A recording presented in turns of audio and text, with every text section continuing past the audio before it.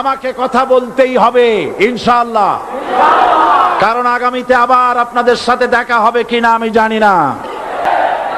আমি দেখতে পাচ্ছি বাংলাদেশের ভাগ্য আকাশে উত্তর গগনে কালো মেঘ জমা হয়েছে, ঝড়ের পূর্বাভাস লক্ষ্য করছি। যদি মোকাবেলা করতে না পারেন সক্ষম ভাবে, এমন অন্ধকার গাঢ় কালো অমাবস্যার রাত আসতে পারে যার সুবে সাদেক হওয়া অসম্ভব।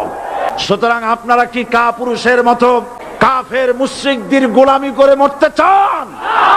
বিড়ালের মতো 500 বছর বেঁচে থাকার কোনো লাভ নাই, সিংহের মতো 1 ঘন্টা বাঁচতে চাই। যারা মানুষের উপরে জুলুম করছো, আলেমদেরকে ধরতেছো, মুসল্লিদেরকে ধরে ধরে জেলে ঢুকাচ্ছ, সময় আসবে এমন ইন্দুরের গর্ত অপমানা পালাবার জন্য।